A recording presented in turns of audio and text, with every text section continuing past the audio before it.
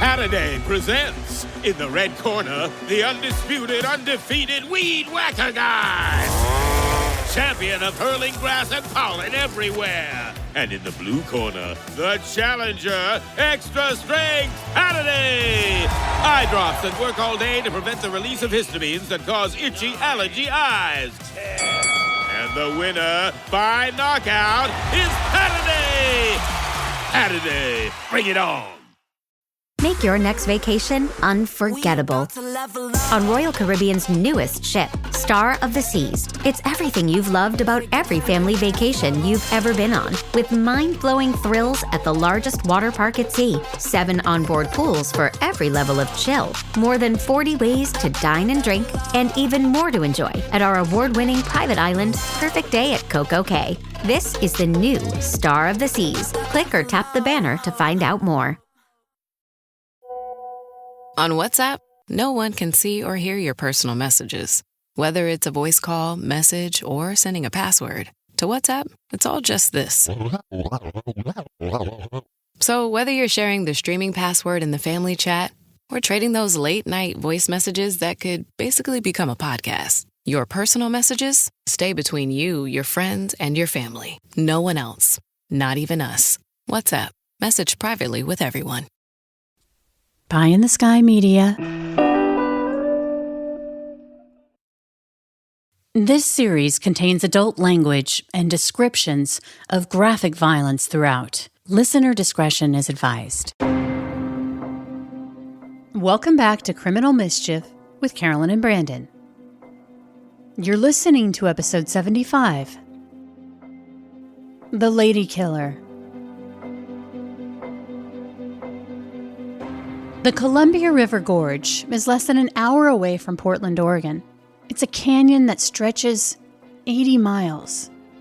And in the middle is the Columbia River, which meanders through these imposing cliffs, spires, and ridges. Around the Columbia River Gorge is Beacon Rock State Park. Nearly 4,500 acres of pristine wilderness, ripe for exploration, hiking, biking, and horseback riding. And of course, the Columbia River, which is expansive and up to 4,000 feet deep, which means anglers flock to the area for the sturgeon, salmon, and steelhead fishing. But there's a special place that allows you to take in the abundant beauty of the land from the top of Beacon Rock. It's an imposing figure in the landscape, which was actually born out of violent destruction. Beacon Rock at one time was a molten lava plug buried deep inside a volcano that blew and then cooled millions of years ago.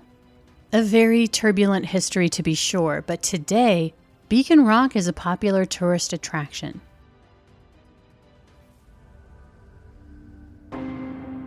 In fact, rock climbers gravitate to its face for some of the very best traditional climbing in the Pacific Northwest, which means scaling the rock without the use of any artificial or mechanical devices to help.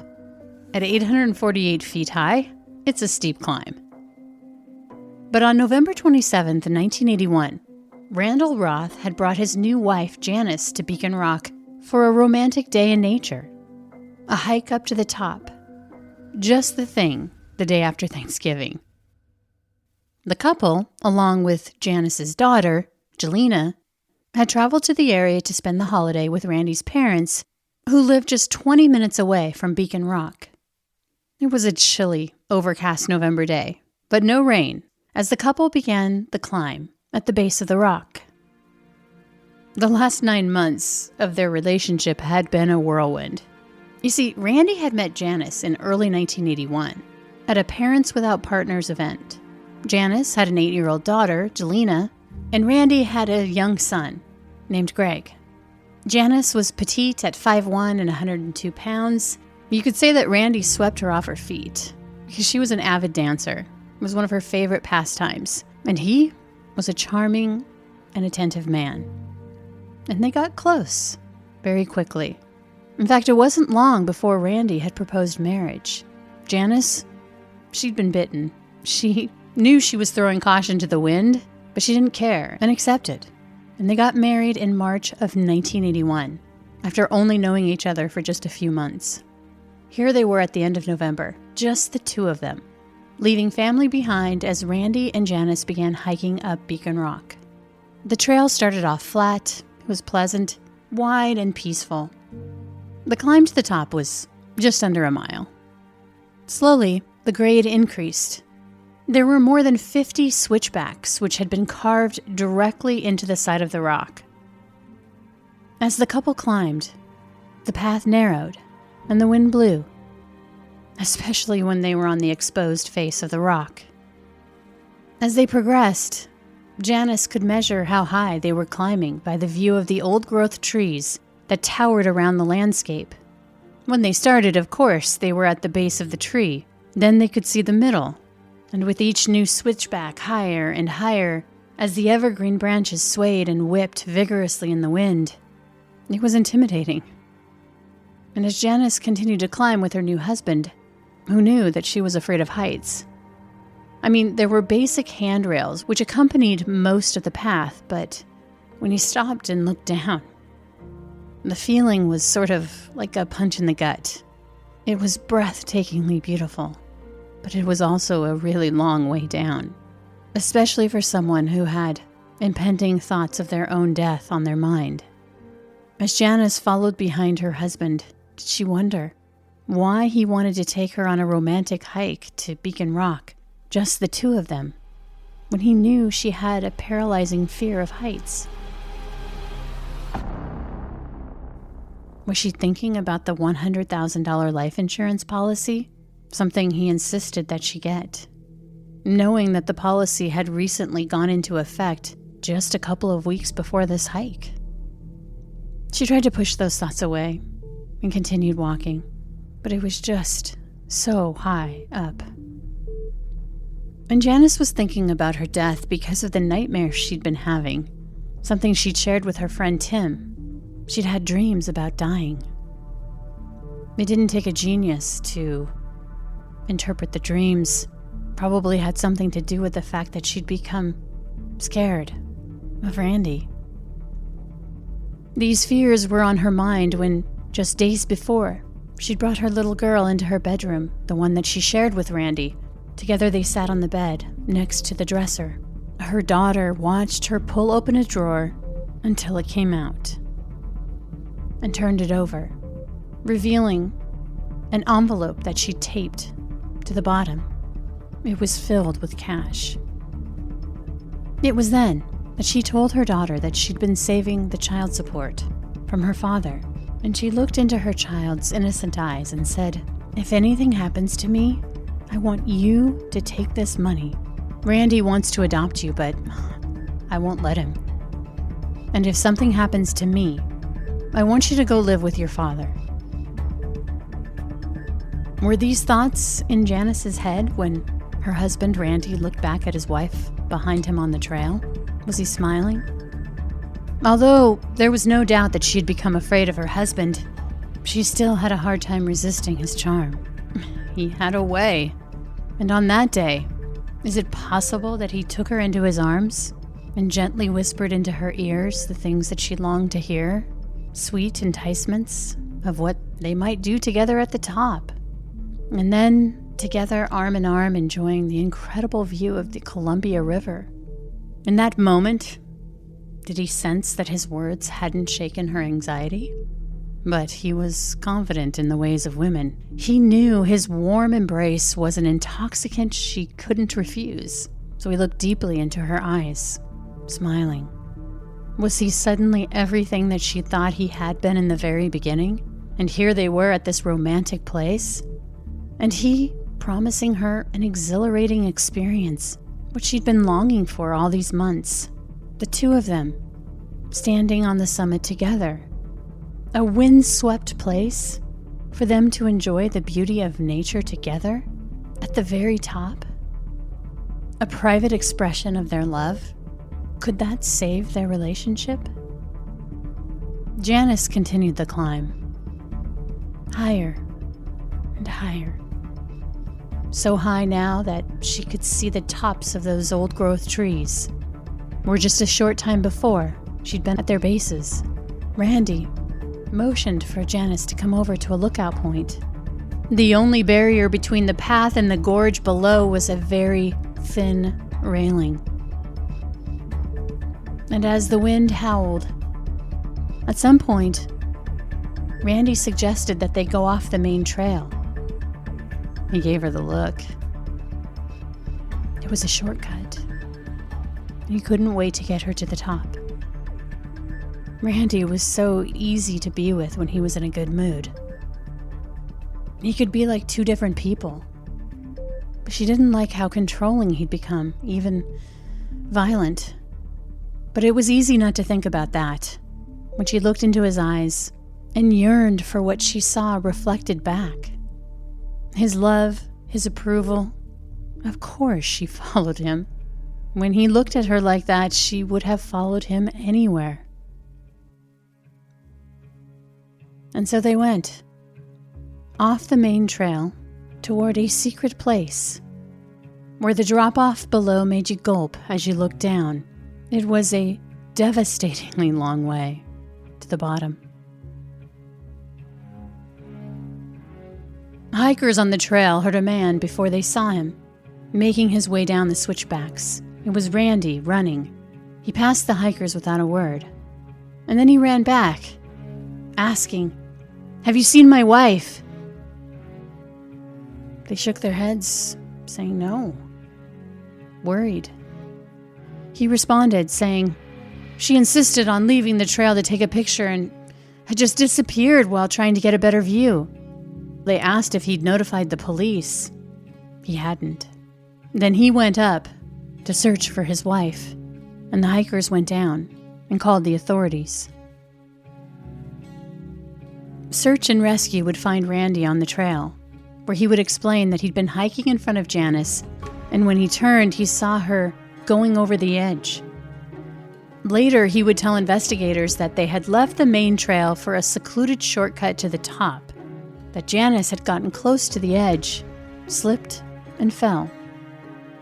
Randy would bring rescue workers to the spot where he saw his wife fall, and they would look, but they couldn't find Janice. In fact, it would take hours for first responders to find her. She'd fallen 300 feet. She was dead. From the beginning, investigators had their suspicions, but no one had seen Janice fall. No one except her husband. Investigators would perform a reenactment, and they would determine that it would have been nearly impossible for Janice to have fallen from where Randy said she had. Even if she had slipped, where he said she'd fallen, there were shrubs on the slope, which she could have grasped onto before slipping toward the drop-off. Police believed that Randy had possibly pushed his wife to her death, and they began looking into his background. Randall Roth was born on December 26, 1954. He was the oldest of 5 kids. Randy idolized his father, a taskmaster who ruled his family with an iron fist. Any signs of weakness were absolutely not tolerated. As a teenager, Randy had grown into a bully, a vandal, and a petty thief.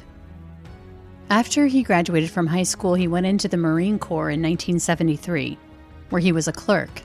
But for all of his bluster, he couldn't hack the service. In fact, he begged his mother to write a hardship letter so he could be discharged after only a year of service, and she did, which meant Randy was spared serving in Vietnam. However, throughout his adult life, he would brag about his service.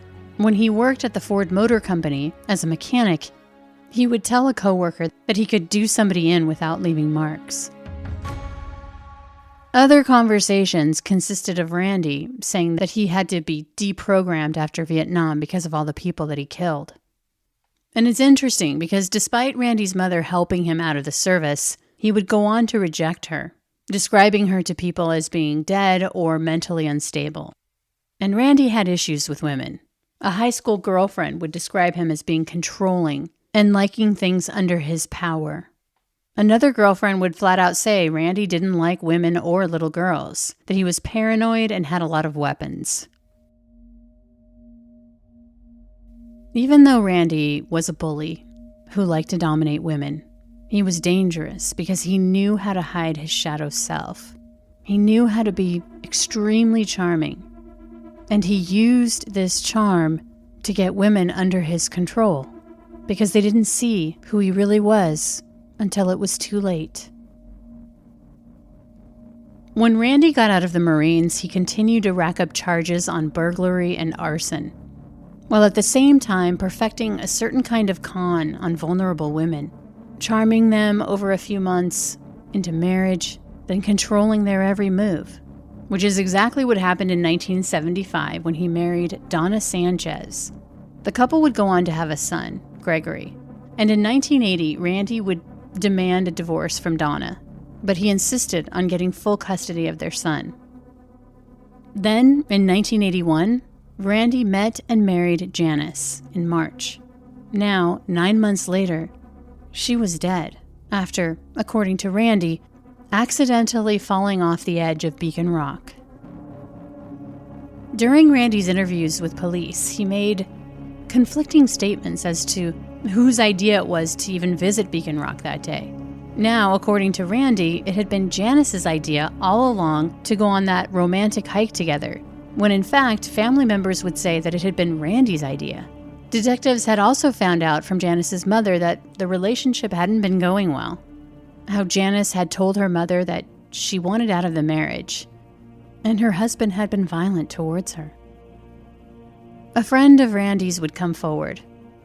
He told them that Randy was asking really weird what-if type questions about a month before Janice died. He was like, could you kill your own wife? Hypothetically, if the country was invaded, or if your wife had some incurable disease. The friend would tell police that he felt so uncomfortable by the tone and tenor of Randy's questions that he just wanted to change the subject. When Randy returned home to his parents' house where he'd been staying, remember, for that Thanksgiving weekend, he told Jelena that her mother had an accident and that she was in the hospital, when in fact, she was already dead. He wouldn't actually tell her that her mom had died for several days and wouldn't even allow her to attend the funeral. When Jelena and Randy returned home from that Thanksgiving weekend with Randy's dad and stepmom, she knew what she had to do, what her mother had told her to do, just a few days before she died. And so she waited, biding her time for her stepfather to be occupied elsewhere in the home. And then, the 8-year-old plucked up the courage and went into her mother and stepfather's bedroom. She listened for Randy as she crept up to the dresser drawer, then quietly pulled out the drawer as she'd watched her mother do, removed the envelope that Janice had taped beneath. Then Jelena slowly inserted the drawer, trying not to make a sound as she pushed it back into its place, her heart pounding. She held on tightly to that envelope full of cash in her hand. She had just made it to the bedroom door when she nearly ran into Randy. He looked at her, then down to the envelope in her hand, and grabbed it. He poked a finger inside, thumbing through the bills, as he said, something else that she'd been hiding from me. Then, like a light switch changing from off to on, he looked at Jelena, smiled, and said, I'm going to buy presents for you with this money. But Randy wouldn't buy presents for his stepdaughter. The day of Janice's death, Randy spoke with the funeral home and insisted that she be cremated. But he didn't contact any of her friends or family to let them know that she died. Early the next morning, he reached out to the insurance agent to submit a claim for Janice's life insurance. Remember, Randy had taken a $100,000 life insurance policy out on Janice that went into effect just weeks before her death. But despite investigators' suspicions that Randy had pushed his wife off of the cliff, they didn't have any evidence or even a witness And so 4 months after Janice died, Randy would receive that check for $100,000. And he also sold the house that Randy and Janice had purchased together. None of the proceeds of either went to Janice's daughter, who went to live with her biological father within days after her death. Even so, Randy would submit paperwork to collect Social Security benefits for Jelena as her guardian, and he would collect those benefits for several months until the Social Security officials realized he didn't have custody of Janice's daughter, and so they cut him off. 4 years after Janice's death, Randy would meet Donna Cliff. She was a single mom with a 4-year-old daughter. After 3 months of dating, Donna was so in love with Randy that when he proposed, she said yes. Not long after, Randy would produce paperwork for her to sign for a life insurance policy that he'd taken out in her name. Donna took the paperwork, but she didn't sign the document. Because after they got married, Randy had begun to change. He had turned into a massive control freak.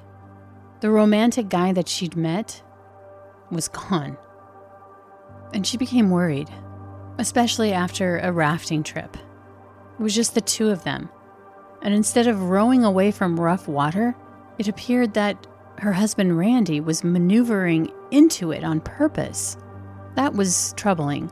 But something clicked after Donna found Janice's ashes in a box on the floor in the closet. She asked him for an explanation of what had happened to his former wife. And with dead eyes, Randy would say that Janice had slipped and fallen off a cliff. It had been an accident, that he'd grabbed onto her, but she slipped from his fingers. The way he shared these details with zero emotion, Donna knew she needed out of the relationship before it was too late. And she left Randy after 3 months, fearing for her life. Randy tried to initiate another romance with a woman named Mary Jo, and he had charmed her into an engagement. But then he broke it off after he discovered that she was a cancer survivor and wasn't able to get life insurance. Hey, Criminal Mischief Nation. You know what I think when I see a Factor delivery truck in my neighborhood? I'm like, yes, I'm doing something good for myself and my family. And let's face it, I'm thinking you're a pretty smart mom because don't tell anyone, but I'm getting time back. It's a win-win because even though I love to cook, I love to bake, I'm going to be honest, I don't want to do it every day. But I also want to make sure that I'm not skimping when it comes to my family. And when you choose to order meals from Factor, I know that every delicious bite is chef-crafted, dietitian-approved, and ready to go in just 2 minutes. And oh man, do they have choices. Which I'm going to tell you is a must because I have a big household with personalities as unique as their palates. And Factor offers over 35 different options to choose from every single week, including Calorie Smart, Protein Plus, Keto, and many, many more. And Factor isn't just about what's for dinner. They also offer a wide variety of options for the entire day: breakfast, midday bites, and more. And like I said, because Factor meals are ready to heat and eat, there's no prepping, cooking, or cleanup required. It really is a perfect solution if you're looking for fast, premium options without dirtying a dish or going grocery shopping. And because you're a Criminal Mischief listener, even more reason to try it out or start again because we're going to save you some money. So please head to factormeals.com/mischief50. That's MISCHIEF 50 and use code MISCHIEF50 to get 50% off. That's code MISCHIEF50 at factormeals.com/mischief50 to get 50% off.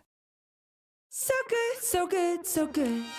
Ready to rack to school and save big? Get to your Nordstrom Rack store today for thousands of deals from just $20. Because I want to look fresh. How did I not know Rack has Adidas? I got a new backpack. Score everyone's favorite denim, sneakers, boots, and activewear from Nike, Levi's, Steve Madden, Madewell, and Free People. Great brands, great prices. Everyone's got a reason to rack. Shop Nordstrom Rack and make it the best school year ever. This Friday, Jamie Lee Curtis and Lindsay Lohan are back to switch things up in Disney's Freakier Friday. Totally, yes. It's an absolute riot, and the only movie that can be described as So much weirder than the last time. What last time? it's the frequel You ready? we've been waiting for. That absolutely slays. What deeply out-of-touch old person came up with that? You did. Wow. Don't miss the comedy event of the summer for all ages. Disney's Freakier Friday, in theaters this Friday. Get tickets now. Rated PG. Parental guidance suggested. This episode is brought to you by the world's first reposado from Tequila Herradura. Made with slow-cooked, hand-harvested agave sealed into oak barrels and aged 11 months. Before being enjoyed in your glass. Experience the world's first reposado. Tequila Herradura. Please drink responsibly. Responsibility.org. Tequila Herradura. 40% alcohol by volume. Imported by Brown-Forman, Louisville, Kentucky. Herradura is a registered trademark. Copyright 2025 Brown-Forman Corporation. It's Wednesday, Adams. I see you're trying to distract yourself from your own banal thoughts. Let me help. Here's a recording thing made of my latest root canal.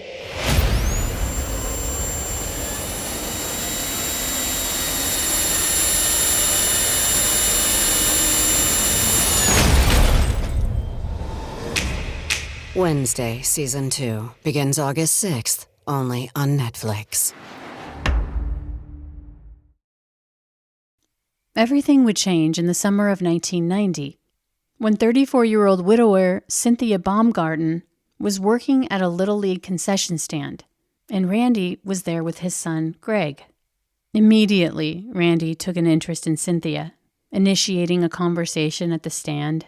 He found out that she was raising 2 boys, a 9 and 11-year-old on her own. Her husband had tragically passed away at the age of 29 from cancer 5 years before. Cynthia's husband had left her financially secure, so she could devote herself to her boys full-time. She was grateful for that. Randy was grateful too. It took him only a month of dating before they were in Reno getting married on August 1st of 1990.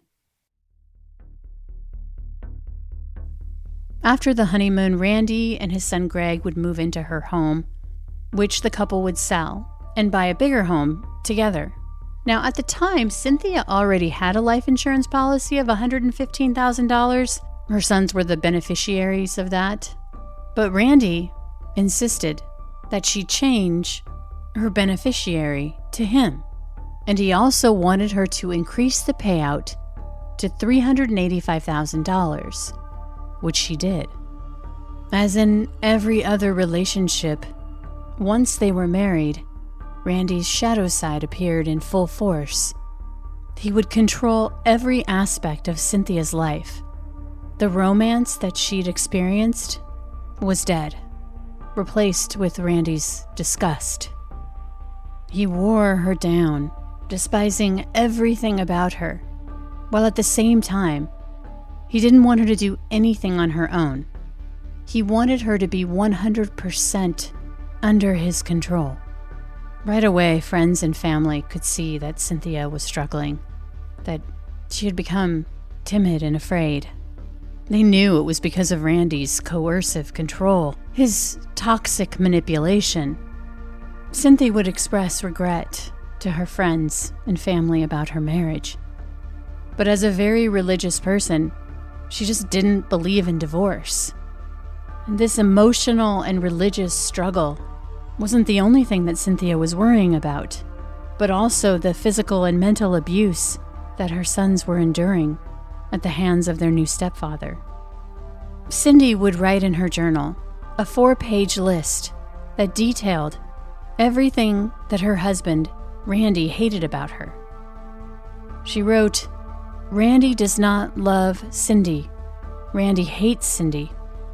Randy hates Cindy's face makeup. Randy hates Cindy's blush. Randy hates Cindy's lipstick. Randy hates Cindy's blonde hair. Randy hates Cindy's ugly toes. They're the ugliest toes he's ever seen. Randy hates Cindy's dolls in every room. Randy hates Cindy's pink, feminine things in every room. She would write how he hated the way that she drove, her furniture, her drawers, her pictures, the way she grinds her teeth, the way she buys groceries, how she decorates the house, how she cooks, how she volunteers. And then the pages would end with her writing that Randy hates telling Cindy where he goes, how he hates Cindy's monthly thing, how he hates putting up with her every month. Despite all this hate, Cindy would continue to try to make the best of it. In fact, she was even planning a romantic getaway to Reno, hoping that time away, just the two of them, would reignite the passion and love in their relationship.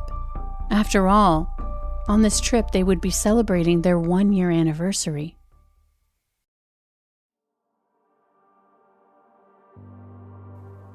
A week before the Reno trip, Cynthia and Randy took her boys to Lake Sammamish.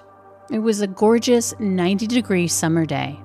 So Cynthia set up her two sons at the supervised swimming section of the lake, and Randy pumped up the inflatable raft that he'd brought.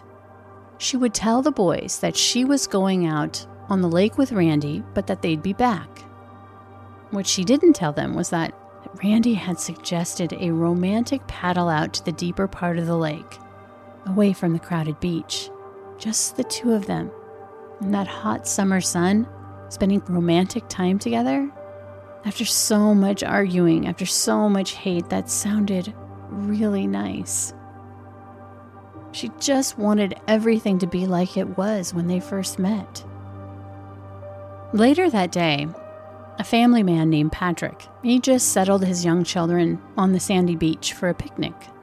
And as he was leaning back on the blanket, enjoying the gorgeous water view with Mount Rainier in the distance, there was a lot of action on the lake, from speedboats to inner tubes to floaters, but Patrick noticed a man paddling in a gray raft, slowly towards shore. He wasn't sure why the man captured his attention, and he actually quickly lost interest and went back to his picnic. At some point, Cynthia's boys would see their stepfather back on shore. They wondered why he was just sitting inside the raft, alone. And as they ran toward him, they wondered where their mother was. When they got to the edge of the raft, they were horrified when they saw their mother lying on the bottom in a few inches of water. Her face was blue and her body was motionless. And Randy was just sitting there in silence.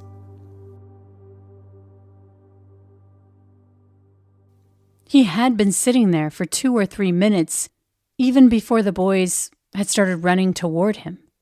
Suddenly he hissed, "Go get a lifeguard," without creating a fuss.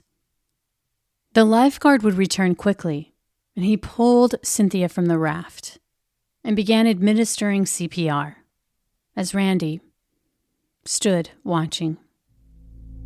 Then he started deflating his raft, folding it up as first responders arrived to assist. They kept trying to revive her. EMTs would rush Cynthia to the hospital, but it was too late. She was dead. Her body would be transported to the medical examiner's office for autopsy, where it would be determined she had died from asphyxia due to drowning. Randy explained that the wake from a speedboat had caused the raft to flip while Cynthia was swimming next to it, and that was the reason that she drowned, despite his efforts to save her. But from the beginning, investigators were suspicious. Randy wasn't in any way acting like a grieving spouse, and he had a motive. He was the sole beneficiary of Cynthia's $385,000 life insurance policy.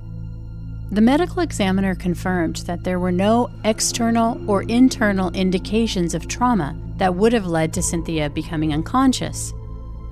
But he would also say that it would be relatively easy to drown a person without leaving any sign of forced drowning on the victim's body. After all, Cynthia was 5'2" and weighed 129 pounds, whereas Randy was 5'8" and 165 to 170 pounds. Randy wouldn't inform Cynthia's family. Her father found out about his daughter's death when he was watching the local news. As soon as Cynthia's body was released from the ME's office, Randy insisted that she be cremated, despite the strong objections of her parents. He never even picked up her ashes at the funeral parlor. But one thing he made sure to do right away was to submit a claim for his wife's life insurance policy. Meantime, detectives would interview Randy multiple times, and each time he had a different story. He would tell investigators that it was actually Cynthia's idea to row out to the middle of the lake because it would be romantic. That after about 10 minutes of swimming, she developed a leg cramp. How Randy had been in the water with her and began working his way around to the other side of the raft to steady it so she could get in, but then the wake of a boat passing 50 to 100 yards behind Cynthia hit her in the face. And because she'd been holding on to the rope that goes around the raft at the same time that the wake hit her, the raft flipped over on top of her. They listened to his explanation, but then they asked him, why did he wait so long to get help? Why did he say to his stepsons, get a lifeguard without creating a fuss? And Randy said that he did this in order to prevent a panic on the beach. But witnesses at the lake that day were troubled by his behavior. Here's Patrick, that father who'd been sitting on the beach with his family, the one who had witnessed Randy rowing ashore. Approximately how far from you was that raft when you first saw it? 50 feet. When you looked out over this body of water on July 23rd, 1991, and specifically when you looked at the defendant, did you notice any signs of distress coming from him? None. Did you see him stand up in the raft, wave, or try to get anybody's attention? No. Did you see him yell or look like he was yelling? No. Did he appear to be in a hurry? No. Patrick had taken his eyes off the raft that day, but he had no idea that a woman was dying at the feet of this man that was casually rowing. And when he looked back toward the raft, he saw that it was closer to the shore. Did you see the raft again? Yes. Where was the raft when you saw it again? Approximately 15 feet from the shore. Right. And was the defendant still sitting in the raft? Yes. Was he still rowing? Yes. Which direction was he facing? Facing the shore. Okay. Did you notice any signs of distress coming from the defendant at that point in time? No. Did you see him trying to hail anyone at that point in time? No. And at what pace was he rowing? Same. Most of the witnesses who observed Randy that day when his wife was getting CPR, they had no idea that he was her husband. I mean, he was still wearing his sunglasses as he watched this lifeguard trying to revive his lifeless wife. They thought he was just a bystander. How did he appear to you? Reflective. Okay. What do you mean by reflective?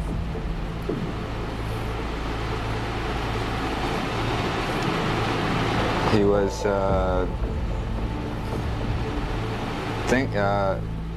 looked like he was thinking, like he had looked like he was thinking. I mean, it looked like he was in there's a word in French, but it's the one that keeps coming in my mind. It's pensif, which is to be thinking about, to be dealing with a problem. Okay. As if I was trying to figure out a way in a computer program. You get into that kind of a trance where you're thinking real hard. Did he appear to be upset or distressed? No. So detectives are investigating this suspicious death of Cynthia Roth. They start putting together a timeline when suddenly a stream of unsolicited phone calls just pours in at the sheriff's office. People wanted to speak with the detectives who were working the case. They wanted to tell investigators about Randy's insurance scams, his petty thefts, and they wanted to tell them about Janice, his wife, who had also died accidentally. At the time, detectives had no idea about the accidental death of Janice Roth at Beacon Rock a decade before. But they wanted to know more, and so they took a trip out there. They wanted to know exactly how Janice had died. They recorded footage of their trek up the trail. Here's retired detective Randy Mullinex. We're standing on the spot at Beacon Rock, one Beacon Rock, where Janice Roth fell in 1981. This is a spot that was pointed out by Randy Roth to Deputy Grossi within several days of the incident. What it is a trail that cuts between the normal walking path that is cordoned off by handrail. The path here is probably 6 to 8 feet in width at this particular spot, and we're told that Janice fell directly off here and that her body was recovered later by the helicopter. I climbed the area several times from the bottom, coming up what appear to be two different paths that could lead to this particular area here that would eventually take you to the next hand railing or the cutback where Mr. Roth said they were trying to get to. The path area itself here is probably 3 feet wide. You can see that on the top there are pine needles. Underneath it's solid packed dirt, maybe some roots, some rocks along here. You can see that it's pretty good footing in here leading up to the area where you go to the handrail. Over here the cliff slopes off slightly. Again, there's pine needles and a large rock under there. The footing is not bad, and below that there are small shrubs and trees that slope off quite steeply. Earlier there were 4 of us standing in this particular spot without much trouble. You just have to watch yourself as far as the path area itself. But again, we point out this is not the normal walking area up here. This is a shortcut. The detective notices all the shrubbery, which, if Janice had somehow fallen, she most likely would have grabbed onto it as she fell to save herself from plunging 300 feet. My life is at stake for this, and I have slipped off of here. There are plenty of things to grab onto here, along there, the brush. Even you can slide what appears to be 15 to 20 feet and still have maybe gotten a hold of brush, branches, tree limbs to have kept yourself from going on over the edge. And the calls kept coming in. One tipster would tell detectives to speak with Randy's former best friend, Tim Mercado. Remember Janice's friend who she told she was having dreams that she'd died? This was the same friend who Randy had asked those weird what-if questions, if he'd be able to kill his wife. So detectives tracked down Mercado, who told them that Randy had staged a burglary at his home in 1988 to defraud an insurance company, that this was just one of Randy's many illegal schemes. And a female co-worker of Randy's called in too. They both were employed at a local car dealership. The woman would say how he would constantly trash talk his wife. In fact, the day before she died, he would say that he would soon be free of her. The day after Cynthia's memorial, Randy would reach out to this woman and asked her to go with him to Reno, using the tickets that Cynthia had bought to celebrate their anniversary. And Cynthia, like Janice, appears to have become concerned about her life. Not long before she died, she had drafted a will and placed it in a safety deposit box. She would name her best friend, Lori Baker, as the guardian of her boys, not her new husband. But Randy didn't know that detectives had spoken to Lori about Cynthia's will when they interviewed him again on August 1st, a week after his wife had died. At the time, they asked him about her will, and Randy would say, "There's no will," or at least that's what he wanted everyone to believe. When Lori got access to Cynthia's safety deposit box, she found that it was empty because Randy had plundered it just 2 days after her death, taking her jewelry and her new will. What he didn't realize was that Cynthia had a second copy of her will, which was found at the county recording office. Randy wasn't concerned about the boys. What he wanted was their survivor benefits from Social Security. Here's the thing, even though there were tons of people at the beach that day, the only witness to Cynthia's death was Randy. which he claimed was an accident. Investigators would conduct a reenactment of the events based on Randy's statements. So they went out to the lake, and under the same conditions, they would determine that Cynthia's death was not an accident. It was murder. Her husband, Randy Roth, was arrested in October of 1991 on charges of first-degree murder. At the time, they also executed a search warrant on his home, where they found a Japanese martial arts book that described in detail the art of killing someone with one's bare hands. Knowing how Cynthia had died, this was obviously a significant find. But a detective would also take the time to smooth out a wadded-up clump of paper which had been stuffed into Randy's filing cabinet. It was that 4-page letter that Cynthia had written titled, "Randy Hates Cindy," the one that described all the things that Randy hated about his wife. During the trial, prosecutors theorized that Randy had held Cynthia underwater long enough for her to drown, and then he purposefully, slowly rowed back to shore to make sure there was no way that she could be revived. And during the trial, Randy's past would come back to haunt him.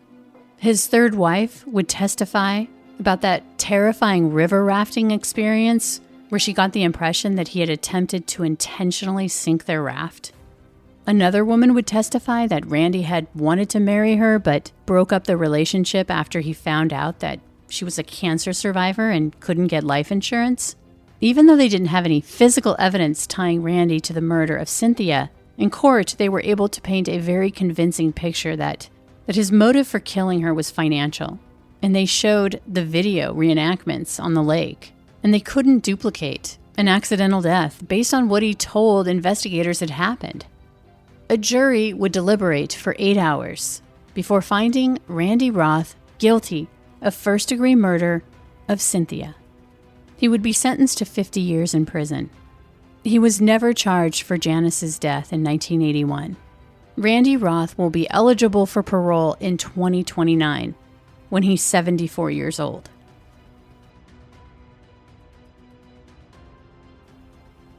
Hey, did you know that every week on Criminal Mischief, we have a bonus episode? Here, my co-host, Brandon Morgan, and I discuss the case in more detail, and we go into other topics. It's a less formal conversation, so if you haven't already, give our bonus content a try. It's available right now. And as always, thanks for listening. From Cloud 10, Criminal Mischief is a pie-in-the-sky production recorded in the beautiful Pacific Northwest. We're produced by Brandon Morgan and myself, music by Soundstripe. I'm Carolyn Osorio, your writer and host.